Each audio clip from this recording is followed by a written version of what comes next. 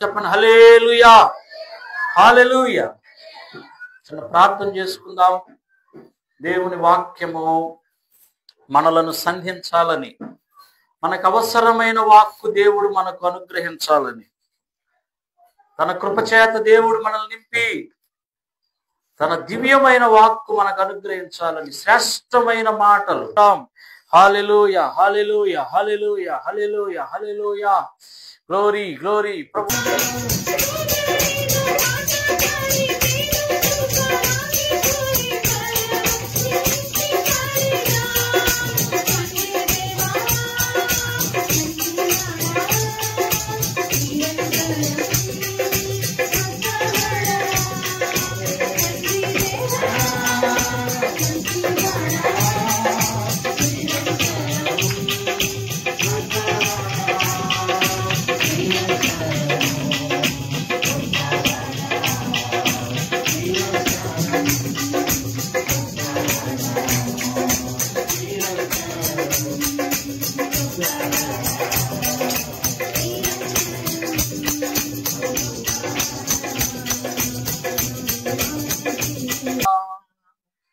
శ్రమయందు నాకు నీ ధర్మశాస్త్రమే సంతోషమీయని ఎడలా, బహుకాలము క్రితమే నేను నశించియుదునయ్యా, బహుకాలము క్రితమే నేను నశించియుదునయ్యా, నీ ఆజ్ఞలను బట్టి ఆనందింతు, నీ వాక్యమే శ్రమ కొలిమిలో నన్ను బ్రతికించుచున్నది. నిజమే నాయన, నీ వాక్యం మాకు కావాలి ప్రభువా. ఇదిగో నీ వాక్యములో మాకు స్వస్థత ఉన్నది, నీ వాక్యములో మా ఆత్మకు బలము ఉన్నది, నీ వాక్యములో కృంగిన వేళలో సత్తువ ఉన్నది. ఈ మధ్యాహ్నం అందరితో మాట్లాడండి, నీవే మహిమను పొందమని యేసు నామమున అడుగుచున్నాం తండ్రి, ఆమేన్, ఆమేన్. దేవుని వాక్యమును ధ్యానించుదాం. రూతు గ్రంథము 1వ అధ్యాయము 18వ వచనంలో ఏమైతే వాక్యం చెప్పబడిందో పోయిన వారం మనం చదువుకున్నాం. మరలా చదువుదాం, అందరూ వినాలి. తనతో కూడా వచ్చుటకు ఆమెకు మనస్సు కుదిరినదని నయోమి తెలుసుకొనెను. హల్లెలూయా చెప్పండి, అందరూ చెప్పాలి హల్లెలూయా. ఈ రూతు గ్రంథములో ఆ ఫ్యామిలీ గురించి మనం నేర్చుకుంటున్నాం. ఆ ఫ్యామిలీలో ఆ ఇద్దరు తోటి కోడళ్ళ సంగతి మనం మాట్లాడుకుంటూ, ఈ వార్ప అనే సిస్టర్ గారు ఉన్నారు కదా, ఎవరు, ఆమెకి లోకం వైపు మనసు కుదిరింది.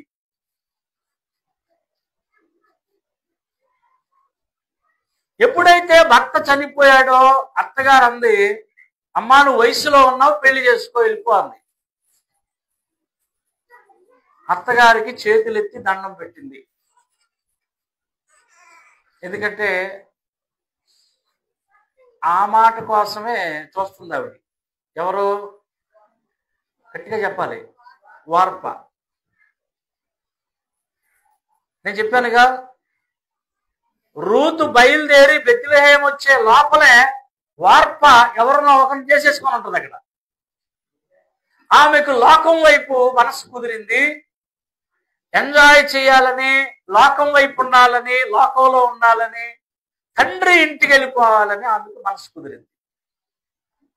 మరి రూతుకి మగతోడు కావాలి, రూతుకి బ్రతుకు కావాలి, రూతు మరొకరిని పెళ్లి చేసుకుని లైఫ్ స్టార్ట్ చేయాలి, రూతు ఒక సంపాదనా మార్గంలోనికి వెళ్ళాలి. కానీ రూతు మనస్సు వాటి మీద కుదరలా.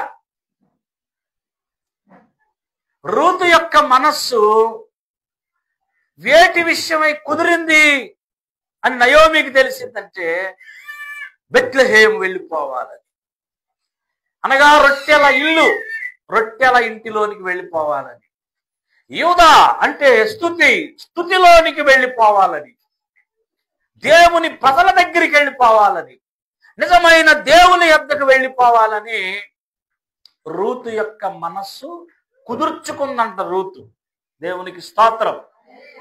ఒకసారి పక్కవారికి ప్రైజ్ లార్డ్ చెప్పండి. దేనికి నీ మనసు కుదుర్చుకున్నావు అని అడగండి. ఒకసారి నవ్వుతా అడగండి, కొంచెం కొట్టరు, అదేమో తప్పుడు ప్రశ్న ఏం కదా. దేని కొరకు నీ మనస్సు కుదుర్చుకున్నావు? నీ మనస్సు దేనికి ట్యూన్ అవుతుంది? నీ మనస్సు దేనికి ఎంగేజ్ అవుతుంది? బాబు బయటికి తీసుకెళ్ళిపో.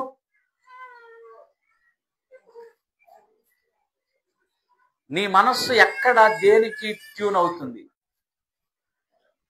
ఇప్పుడు పూర్వం రేడియోలు ఉండి కదా, రేడియోలు ఎవరింట్లో ఉన్నాయి కానీ పంపించి, ఎవరింట్లో రేడియోలు ఉన్నాయా? లబ్బర్తిలో ఉదయం చెప్పారు ఎవరింట్లో కానీ ఉందంట రేడియో.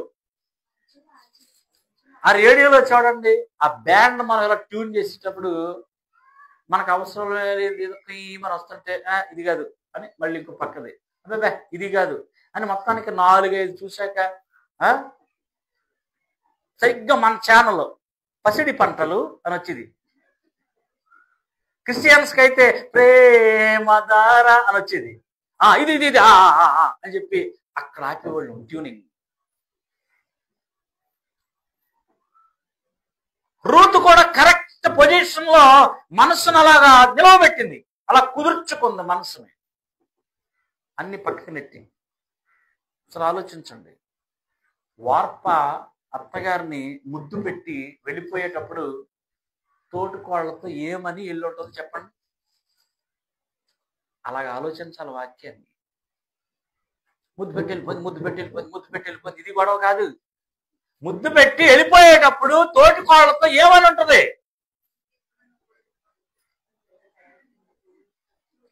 మామతో నీ స్పెట్సి నాకు కనపడతలేదు,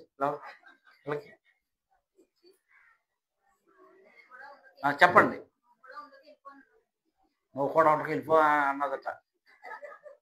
అలాగే అని ఉంటుంది ఆవిడ. రూతు తోటికోళ్ళతో అని ఉంటుంది ఆవిడ. ముద్దు పెట్టి అత్తగారు లేని టైం చూసి రూతు అని ఉంటుంది. రూతు నీకు పిచ్చా ఎర్రా, తాడు బొంగరంలేనా ముసలిదానితో వెళ్తానంటే నువ్వు? మన దగ్గర మన భవిష్యత్తు ఉంది, మన ఇంటి పేరు ఇక్కడ ఉన్నారు. కానీ ఆ వార్ప యొక్క స్వరమేమి రూతుకి ట్యూన్ అవ్వలేదు. తన శరీరం కూడా మాట్లాడుతుంది రూతుతో, కొత్త లైఫ్ స్టార్ట్ చేయమని. ఇరుగు పొరుగు వారు కూడా చెప్పుంటారు రూతుకి, నువ్వు చాలా తప్పు చేస్తున్నావు, నువ్వు కరెక్ట్ కాదు. తన తలంపులు కూడా తనతో మాట్లాడుతూ ఉన్నాయి. ఆఖరికి ఈ నయోమి కూడా అంటుంది, అమ్మా మీరు వెళ్ళిపోండి. కానీ కరెక్ట్గా ట్యూన్ చేసింది నయోమి. తన మనస్సు కుదిరిందంట. దేవుని కార్యాలపై, దేవుని పనిపై, దైవికమైన విషయంలో రూతు యొక్క మనస్సు కుదిరిందంట. దేవునికి స్తోత్రం. అందుకే రూతు తలను దేవుడు ఎత్తాడు. Praise the lord. రూతును ఎంత ఆశీర్వదించాడంటే రూతు కల్లో కూడా అనుకోలేదు. అట్టర్ ఫ్లాప్ అయిపోయిన రూతు జీవితాన్ని దేవుడు అట్టర్ మోస్ట్ హై అంటారు, ఆ పీక్స్ కి తీసుకొచ్చాడు. రూతు జీవితంలో తాను కల్లో కూడా అనుకోని రీతిలో రూతును దేవుడు ఆశీర్వదించాడు. దానికి కారణం ఒక్కటే. ఏమిటా కారణం అంటే రూతు తన మనస్సుని దైవికమైన విషయాలలో కుదుర్చుకుందంట, ట్యూన్ చేసుకుందంట. నేర్చుకుందాం మనం కూడా. మనందరికీ మనసు ఉంది. Praise the lord. ఉందా? లేనోళ్ళు ఉంటే చేయత్తండి. అందరికీ మనసు అనేది ఉంది. ఈ మనసు చాలా భయంకరమైనది. మనస్సుకి మరో సినానిమస్ వర్డ్ ఏంటంటే హృదయం, జిమ్మ. ఇది చాలా భయంకరమైన లోతైన, చాలా లోయ అని చెప్పబడింది వాక్యం. ఈ మనస్సుతో మాట్లాడుతూ పాటలు కూడా కట్టారు చాలా మంది భక్తులు. ఆ మనస్సు మన దగ్గరే ఉంది కాబట్టి ఆ మనస్సుని ట్యూన్ చేయి, కరెక్ట్ గా దైవ కార్యాల మీద ట్యూన్ చేయి అని దేవుని వాక్యం చెప్తా ఉంది. దైవ కార్యాల మీద బ్యాండ్ అలా పెట్టు. అది చాలా కష్టమైన విషయం. అమ్మ, మనస్సును కుదుర్చుకోవటం కష్టమా సులువా? గట్టిగా చెప్పండి, గట్టిగా చెప్పాలి.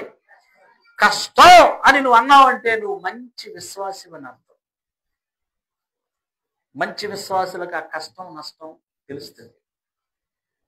మనసు మాట వినకపోవటం, మరలా దాన్ని ఇలాగా తాడుగట్టి లాక్కొచ్చి దేవునిలో పెట్టడం, ఇదంతా మంచి విశ్వాసులకు అర్థమవుతుంది. ఆత్మలో పోరాడే విశ్వాసులకు అర్థమవుతుంది. అయితే ఈ మనస్సుని కొన్ని విషయాల్లో మనం కుదురుబాటు చేయాలి. గతించిన వారం చెప్పాను. ఒకటి, ప్రభువు వాక్యము వినుటకు మన మనస్సుని కుదుర్చుకోవాలి. అందరూ చెప్పండి. Very good. రెండోది, ప్రభువు ఇచ్చిన రక్షణలోనే ఆనందించడానికి మనస్సును కుదుర్చుకోవాలి. ఇంక దేనిలోని కాదు. మన మనస్సు ఎందులో ఆనందించాలి అని అంటే ఆయన ఇచ్చిన రక్షణలందే, ఆయన ఇచ్చిన రక్షణ ఎందే మనం మనసు ఎక్కువగా ఆనందించాలి. పిల్లలు ఉన్నారని ఆనందించు, ఇల్లు ఉందని ఆనందించు, కారు ఉందని ఆనందించు, మంచి బట్టలు ఉన్నాయనా తప్పలేదు. కానీ అన్నిటికంటే ఎక్కువగా నా యేసయ్య నాకు రక్షణ ఇచ్చాడు, కోటి వజ్రాల కంటే విలువైన రక్షణ నాకు నా దేవుడు ఇచ్చాడు అని రక్షణ యందు ఆనందించడానికి మన మనస్సుని కుదుర్చుకోవాలి. ఫైనల్ మూడోది ఏం చెప్పాను అని అంటే, ప్రభువును అనుసరించడానికి మనస్సుని, స్థితి ఏదైనా పరిస్థితి ఏదైనా ఆయన్ని మాత్రమే అనుసరించడానికి మనస్సుని కుదుర్చుకోవాలి. ఈ మూడు విషయాలు ఈ నెలంతా మనం ధ్యానం చేద్దాం. హల్లెలూయా చెప్పండి. అందులో మొదటి విషయంలో ఉన్నాం, ప్రభువు వాక్యమును వినటానికి. ఒక వారం చెప్పాను, ప్రభువు వాక్యమును వినటానికి మన మనస్సును కుదుర్చుకోకపోతే, చెప్పే వాళ్ళు అలా చెప్తా ఉంటారు, ఎప్పుడు వినే వాక్యాలే కదా, ఎప్పుడు వినే ప్రసంగాలే కదా అని వాక్యాన్ని టేక్ ఇట్ ఈజీగా వదిలేస్తే, దేవుడు మాట్లాడుతూ ఉంటాడు. ఇప్పుడు ఆదివారం మాట్లాడతాడు, స్టేజ్ మీద మాట్లాడే దైవ సేవకుల ద్వారా మాట్లాడతాడు, టీవీలో వచ్చే దైవ సేవకుల ద్వారా మాట్లాడతాడు, అంతరంగంలో నుంచి మాట్లాడతాడు, కళ్ళ ద్వారా మాట్లాడతాడు, సాటి తోటి విశ్వాస ద్వారా కూడా మాట్లాడతాడు. స్వార్థం లేకుండా హల్లెలూయా చెప్పండి ఒకసారి. Good morning, good morning. Hallelujah. ధ్యానిస్తుంది, స్వార్థం వరం అది. రైట్. మరి దేవుడు మాట్లాడుతూ ఉంటాడు. కానీ ఆ దేవుని వాక్కుని, దేవుని స్వరాన్ని నెగ్లెక్ట్ చేసి టేక్ ఇట్ ఈజీగా దాన్ని తీసుకుంటే, పోయిన వారం చెప్పాను, మన బ్రతుకంతా చింతలో కూరుకుపోద్ది.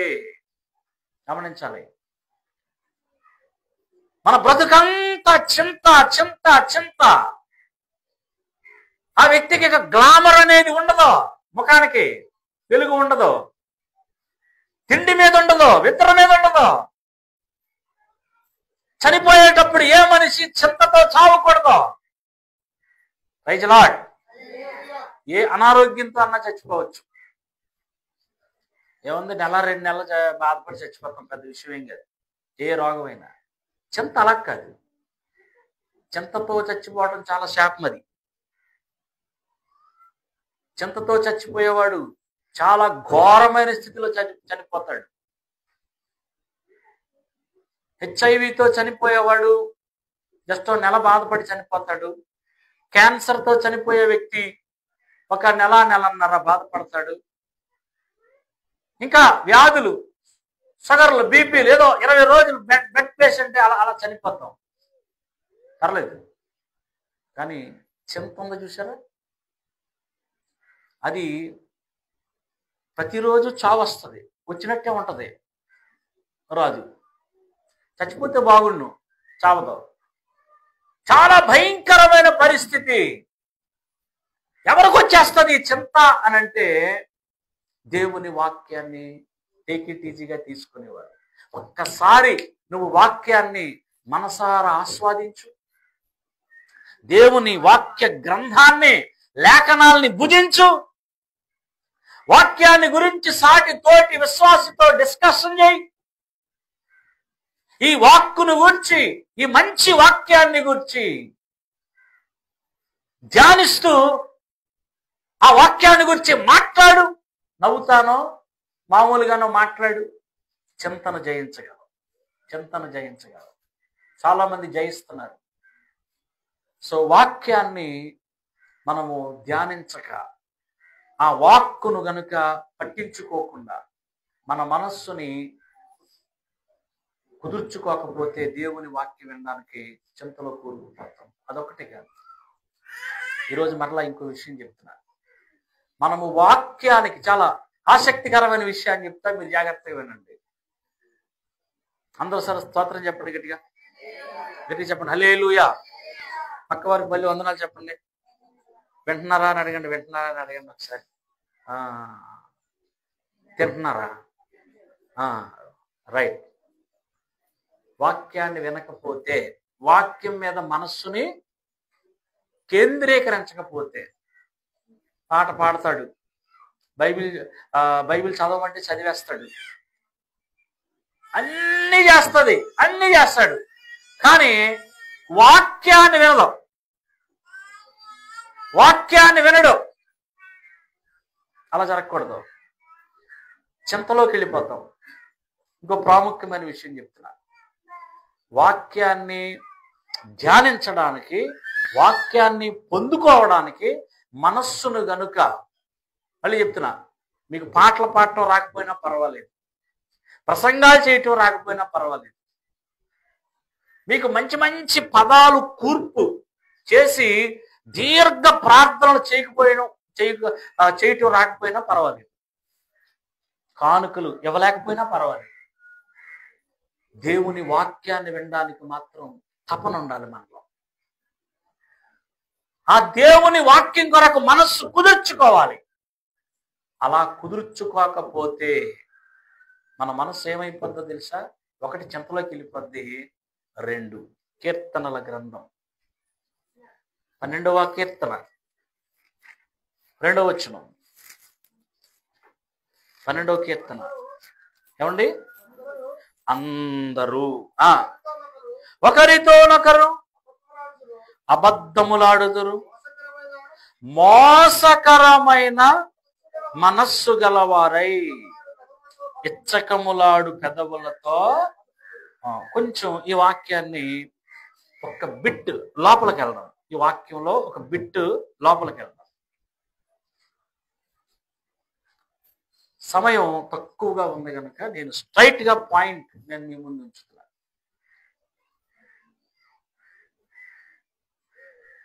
ఎవరి మనస్సు అయితే వాక్యము విషయమై కుదురుబాటు అవ్వదో, వాక్యమును ధ్యానించడానికి, దేవుని వాయిస్ వినడానికి వాక్యం మీద కుదురుబాటు అవ్వదో, వారి యొక్క మనస్సు మోసకరమైన మనస్సు అయిపోద్ది. మీరు జాగ్రత్తగా వినాలి. మోసకరమైన మనస్సు అయిపోద్ది. ఏంటి మోసం? నేను ఎప్పుడు మోసం చేశాను, నేను ఎవరిని మోసం చేశాను అని డౌట్ మీకు రావచ్చు. మరో 15 నిమిషాలు జాగ్రత్తగా వినండి. చింతలోకి వెళ్ళిపోవటం ఒకటే కాదు, మోసగత్తెల్లాగా మోసగాళ్ళలాగా అయిపోతాం దేవుని స్వరాన్ని దూరం చేసుకుంటే. దేవుని స్వరము వినటానికి, దేవుని వాక్కు వినటానికి మన మనస్సుని కుదుర్చుకోకపోతే మోసగత్తెలం, మోసగాళ్ళు అయిపోతాం.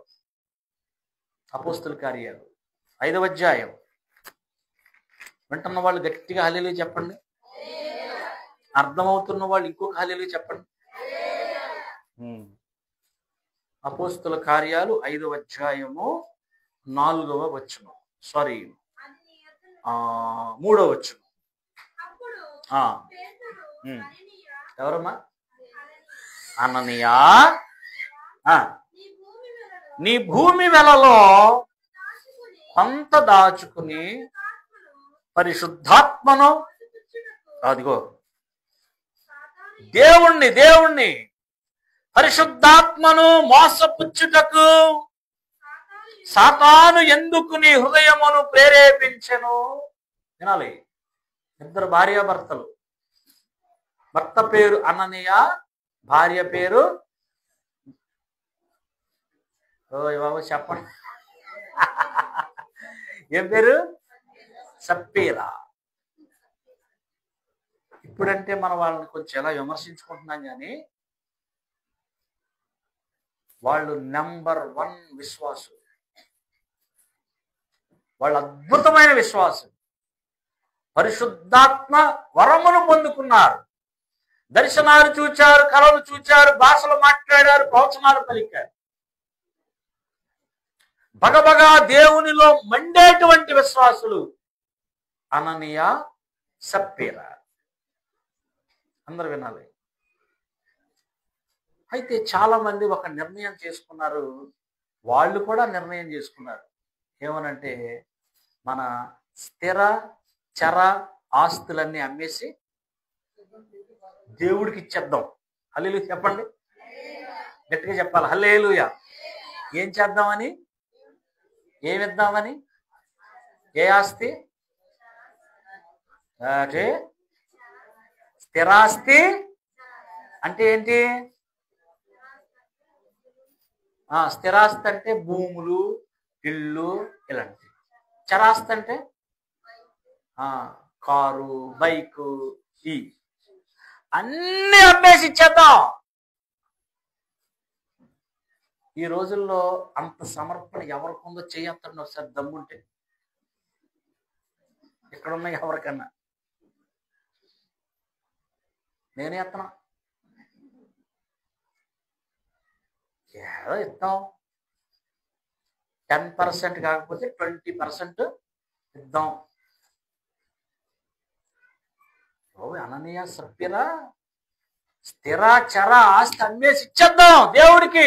అంత సమర్పణ చేసుకున్నారంట వాళ్ళు, డెడికేటెడ్. అంత సమర్పణ చేసుకుంటే తెల్లవారితే ఆది సంఘం కలుసుకునే రోజు, అపోస్తలుడైన పేతురు ప్రసంగించబోయే రోజు, ఆ రాత్రి డాక్యుమెంట్లన్నీ పట్టుకెళ్ళి అప్పగించేసి ఆ డబ్బు మూట, వెండి బంగారం అప్పట్లో తెచ్చి ఇంట్లో పెట్టాడు. అందరూ వినాలి, ఇంట్లో పెట్టాడు. వాళ్ళకి పిల్లలు ఉన్నారో లేదో తెలియదు మనకి, అననీయాకి, సప్పీరాకి. ఆ రాత్రి దేవుని వాక్కు మాట్లాడుతూ ఉంది అననీయతో. అదే సమయంలో సాతాను సంబంధమైన శరీరం కూడా మాట్లాడుతూ ఉంది. ఆ రాత్రి 12 దాటాక ఏమని? సాతాను సంబంధమైన శరీరం ఏం మాట్లాడుతుందంటే, సగం దాచుకుని సగం అంటుంది. అయినా ఎంత ఇచ్చేయాలా అంటుంది. ఎంతో మంది ఇస్తారు, నువ్వు ఇవ్వాలా అని అంటుంది. కానీ దేవుని వాక్కు మాట్లాడుతూ ఉంది. ఏమనంటే, అననీయ, నీవు మాట మీద నిలబడాలి. హల్లెలూయా. దేవునికి ఇచ్చిన మాట మీద నువ్వు నిలబడాలి. నీ డెడికేషన్ మీద నువ్వు నిలబడాలి. నువ్వు ఏమైతే సమర్పించుకున్నావో ఆ సమర్పణ మీద నువ్వు నిలబడాలి. రాత్రంతా 3-4 గంటలు పోరాటం పోరాటం పోరాటం. ప్రభువు వాక్యము, ప్రభువు వాక్కు శరీర వాక్కు, ప్రభువు వాక్కు శరీర వాక్కు, పోరాటం పోరాటం పోరాటంలో హనన్య ఓడిపోయాడు. ఓడిపోయి దేనికి తెగించాడంటే పరిశుద్ధాత్మను మోసపుచ్చడానికి తెగించాడు. దైవజనుడైన పేతురుని మోసం చేయడానికి తెగించాడు. సంఘాన్ని మోసం చేయడానికి తెగించాడు. మోసగాడైపోయాడు. దేనివల్ల? ఆ ముందు రోజు రాత్రి దేవుని వాక్కును వినటానికి మనస్సును కుదుర్చుకుంటే బాగుంది. అందరు వినాలి, వినాలి, అందరు వినాలి. జస్ట్ 8-7 గంటల ముందు దేవుని వాక్కు వినడానికి, ప్రభువు వాక్కు వినడానికి మనస్సును ట్యూన్ చేసుకుని ఆ మనస్సును దానికి కుదుర్చుకుంటే బాగుండు. ఒక్క 5 నిమిషాల పని అది. శరీరమా, మనసా, శరీరం మాట వినకో, తలంపు మాట వినకో. దేవునికి మాట ఇచ్చాం, దేవుని పని చేయాలి, దేవుని కార్యం చేయాలి, దేవుడేమో చూసుకుంటాడు అని మనసును అలాగా ట్యూన్ చేసుకుని కుదుర్చుకుంటే బాగుంది. ఎప్పుడైతే దేవుని వాక్కుని పెడచెవిని పెట్టేశాడో, గద్దింపుని, దేవుని స్వరాన్ని, మోసగాడైపోయాడు. హనన్య వచ్చిన తర్వాత అప్పటికి నా లెక్కలో, ఏమో పెద్ద పెద్ద పండితుల లెక్కలేంటో నాకు తెలియదు, కానీ నా లెక్కల ప్రకారం 8,000 మంది సంఘం అప్పటికే. హల్లెలూయా చెప్పండి ఒకసారి. ఎంతమంది? ఫస్ట్ టైం సంఘం ఎంతమంది? ఆది సంఘం ఫస్ట్ ఎంతమంది? అందరూ చెప్పాలి. అందరూ అనేస్తున్నారని అఖిల కూడా 3,000 మంది అనేస్తుంది. వంత పాడేస్తుంది. 120 ఫస్ట్ సంఘం 120. వదిన అంతేనా? 120. ఏమా మేడగదిలో 120. తర్వాత మేడగది నుంచి బయటకు వచ్చాక 3,000, తర్వాత 5,000, ఇలా ఇలా పెరిగి నా లెక్క, మరి ఒకసారి లెక్క పెట్టుకున్నాను, 8,000 మంది. ఆ రోజు చుట్టండి పేతురు గారు దైవజనుడు 7,998 మందిని వదిలేసి వీళ్ళిద్దరిని అడుగుతున్నాడు, ఎంతకే అమ్మారా అని. అప్పటికీ మోసగాడిలాగే ఉన్నాడు హనన్య. ఇక దేవుని స్వరం వింటలేదు.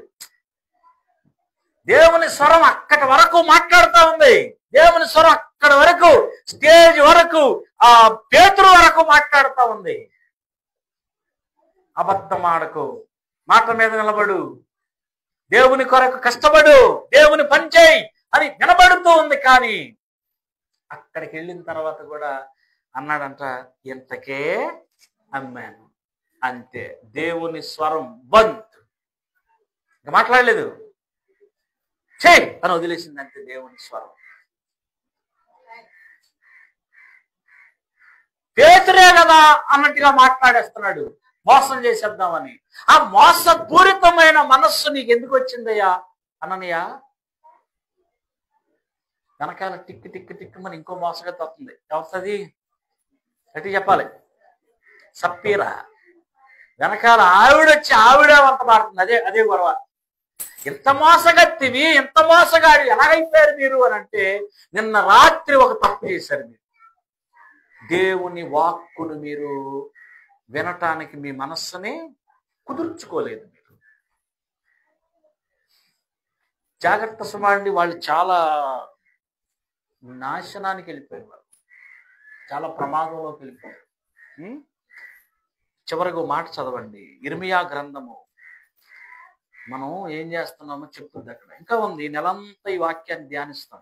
22వ అధ్యాయము ఇర్మియా గ్రంథము, 22వ అధ్యాయము 21వ వచనం. వినండి, నీ క్షేమ కాలములలో నీతో మాటలాడి తిని గాని నేను విననని నీ వంటివి. నా మాట వినకపోవుటే నీ బాల్యము నుండి నీకు వాడుక. అందరూ ఒకసారి స్తోత్రం చెప్పండి. మనకి ఏది అలవాటు అయిపోయింది బాగా? అందరూ చెప్పాలి. మాట వినకపోవటం వాడుక అయిపోయిందంట. ఆయన మాట్లాడుతానే ఉంటాడు, కానీ ఆయనకి మాట్లాడటం వాడికైతే మనకి వినకపోవటం వాడికైందంట. విచిత్రం. దాని ఫలితం ఏంటి? మన మనస్సేమో ఆయన వాక్కును వినకుండా ఉండడానికే వాడుక చేసుకుంటుందంట మన మనస్సు. మన మనసును అలా తయారు చేస్తున్నాం మనం. దాని ఫలితం ఏంటంటే ఇదిగో చింతలో కూరుకుపోవటం, మోసకరమైన మనస్సులోకి వెళ్ళిపోయి ఆ విధానంలోకి వెళ్ళిపోయి దేవుని శాపాన్ని పొందేసుకోవటం. జాగ్రత్త. దేవుని వాక్యాన్ని ఆలోచన చేద్దాం. దేవుని స్వరాన్ని వినే బిడ్డలుగా మనం ఉందాం. దేవుని యొక్క వాక్కును వినేటువంటి బిడ్డలుగా మనం ఉందాం. దేవుని సన్నిధిలో గడిపే బిడ్డలుగా మనం ఉందాం. మరలా అక్కడికి రండి, రూతు దగ్గరికి రండి. మన మూల వాక్యం ఆమె చాలా క్లియర్ కట్గా జవాబు చెప్పగలుగుతుంది. ఏమనంటే, అత్త, నా వెంబడి రావద్దని నీవు నాతో అనవద్దు. చదువు తల్లి. అంతా అప్పుడే అక్కడ వరకు వచ్చేస్తే అలా నువ్వు ఫస్ట్ నుంచి చదువు. 16వ వచనంలో, అందుకు రూతు, నా వెంబడి రావద్దని నన్ను విడిచిపెట్టమని నన్ను బతిమాలొద్దు. నీవు వెళ్ళి చోటికే నేను వస్తాను. నీవు నివసించు చోటనే నేను నివసిస్తాను. నీ జనమే నా జనము, నీ దేవుడే నా దేవుడు. నీ మృతి పొందు చోటను నేను మృతి పొందెదను, అక్కడనే పాతి పెట్టబడిదను. మరణము తప్ప మరి ఏదైనను నిన్ను నన్ను ప్రత్యేకించిన ఎడల యెహోవా నాకు ఎంత కీడైనా చేయునుగాక. అంతే. మనస్సుని ట్యూన్ చేసేసుకుంది, ఇంకా మనస్సుని కుదిర్చేసుకుంది. తెలిసిపోయింది నయోమికి, ఈ పిల్ల నా మాట వినదు. దేవుని స్వరమే వింటది ఈ పిల్ల. ఈ అమ్మాయి దేవుని స్వరమే వింటది. శరీరం చెప్పినా, లోకం చెప్పినా, తన తలంపులు చెప్పినా ఈ అమ్మాయి ఏ స్వరమో వినదు, దేవుని స్వరాన్నే వింటది. తనకు మనస్సు కుదిరినదని నయోమి తెలుసుకుంది. అల్టిమేట్ రిజల్ట్ ఏంటి అని అంటే, రూతు జీవితాన్ని దేవుడు మార్చాడు. ఊహించని ఆశీర్వాదాలతో దేవుడు నింపాడు. ఈ వాక్యాన్ని వచ్చేవారం మరలా ఇంకో కోణంలో మనం ధ్యానించుకుందాం, కంటిన్యూ చేసుకుందాం. మనస్సు కుదిరినది. మన మనస్సు ఎలా కుదురుతుంది? మన మనస్సు చంచలంగా నీళ్లవలె అయిపోతుందా? దేవుని కార్యాలపైన నిష్కర్షిగా, దేవుని కార్యాలపైన ఖండితంగా, దేవుని కార్యాలపైన స్టాండర్డ్గా కుదుర్చుకోగలుగుతున్నావా మన మనస్సుని దేవునితో గడపడానికి, దేవుని స్వరం వినడానికి? అలా చేస్తే గనక ఇదిగో రూతు జీవితంలో ఉన్న ఆశీర్వాదాలు మనము పొందుతాం. లేదంటే చింతలోకి వెళ్ళిపోతాం, ఆత్మీయ జీవితంలో మోసపూరితమైన బతుకుతాం, దేవుని ఆశీర్వాదానికి దూరం అయిపోతాం. ప్రార్థన చేసుకుందాం. తలలు వంచండి. మధ్యలో ఉన్న కెజియా వదిన చిన్న ప్రార్థన చేస్తుంది.